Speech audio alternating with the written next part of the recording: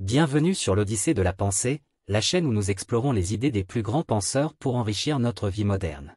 Aujourd'hui, nous allons plonger dans la vision de l'amour d'un philosophe dont les idées résonnent encore à travers les âges, Platon. Quand tu entends le mot « amour », tu penses peut-être à la romance, aux papillons dans l'estomac ou aux relations passionnées. Mais Platon avait une vision bien plus profonde et complexe de l'amour. Sa philosophie va bien au-delà du simple sentiment romantique. Et le plus fascinant, c'est que ses réflexions restent incroyablement pertinentes pour comprendre nos relations aujourd'hui.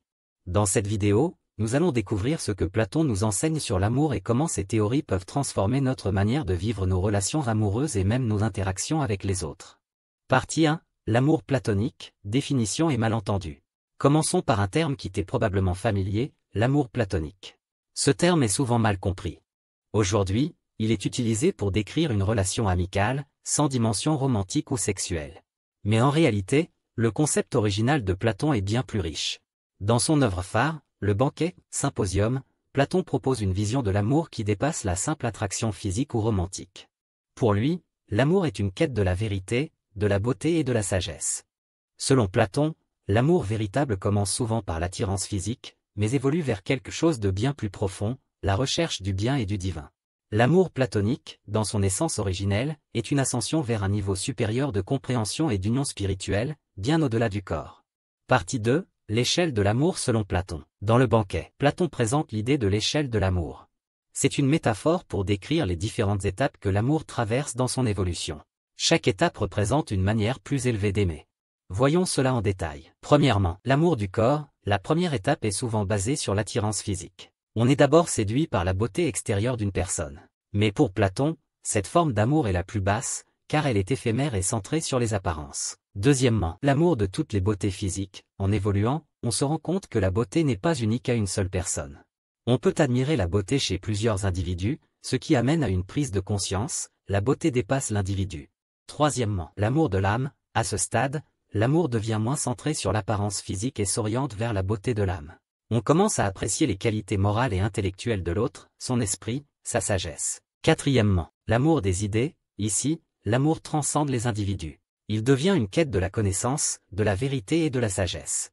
L'individu amoureux cherche désormais la beauté dans les idées, les concepts et la vérité. Cinquièmement, l'amour du divin. L'étape finale est l'union avec le divin, la contemplation du beau en soi. Cet amour est la forme la plus pure. Il s'éloigne des désirs matériels et physiques pour se concentrer sur la beauté éternelle et immuable de l'âme. En résumé, Platon nous enseigne que l'amour véritable n'est pas une fin en soi, mais un processus d'élévation, une quête qui nous pousse à dépasser les apparences pour nous connecter à la beauté intellectuelle et spirituelle. Partie 3. Les leçons de Platon pour nos relations modernes. Maintenant que nous avons compris l'échelle de l'amour selon Platon, voyons comment cette vision peut être appliquée à nos relations modernes. Premièrement, amour et croissance personnelle. Platon nous invite à voir l'amour comme un moyen de croissance personnelle. Au lieu de chercher uniquement à satisfaire nos désirs, l'amour doit être une quête commune vers la sagesse et la vérité. Dans une relation moderne, cela peut se traduire par un soutien mutuel dans la croissance intellectuelle, émotionnelle et spirituelle. Deuxièmement, l'importance de l'âme. Aujourd'hui, nous vivons dans une société souvent obsédée par les apparences physiques.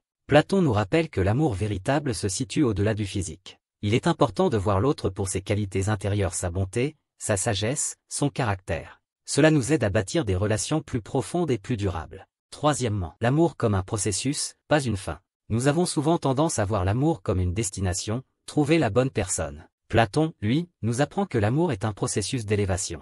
Ce n'est pas une question de trouver la personne parfaite, mais de s'élever ensemble, de grandir à travers cette relation, de poursuivre des idéaux communs. Quatrièmement, l'amour du divin dans le quotidien. Même si Platon parle de l'amour du divin, cette idée peut être interprétée dans la vie moderne comme une forme de connexion à quelque chose de plus grand, que ce soit à travers la spiritualité, la quête de sens, ou la recherche de vérité. L'amour doit nous amener à chercher ce qui est beau et bon dans le monde.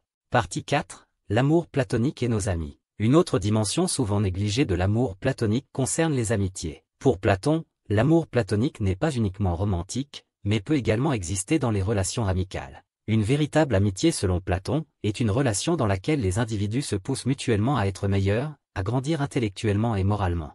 C'est une relation fondée sur l'admiration de la beauté de l'âme de l'autre, et non sur des désirs physiques ou des besoins matériels. Dans nos vies modernes, cela signifie que nos amitiés doivent être basées sur des valeurs communes, sur l'élévation mutuelle, et non sur des intérêts superficiels. Si nous voulons des amitiés authentiques, nous devons chercher à élever nos amis tout comme ils doivent nous élever. Partie 5. Pourquoi Platon reste pertinent aujourd'hui? Malgré les siècles qui nous séparent, les idées de Platon sur l'amour sont toujours d'actualité. Aujourd'hui, nous sommes souvent coincés dans une vision limitée de l'amour, focalisée sur l'attirance physique, la romance ou la validation sociale.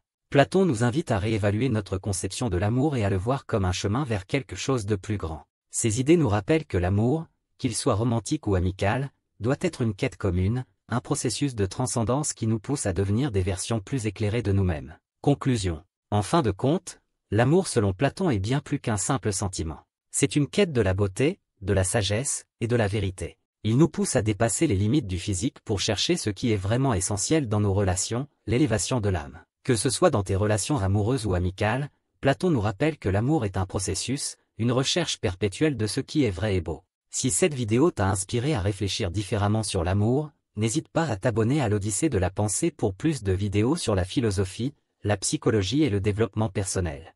Laisse un commentaire pour partager ta vision de l'amour et dis-nous ce que tu as appris aujourd'hui.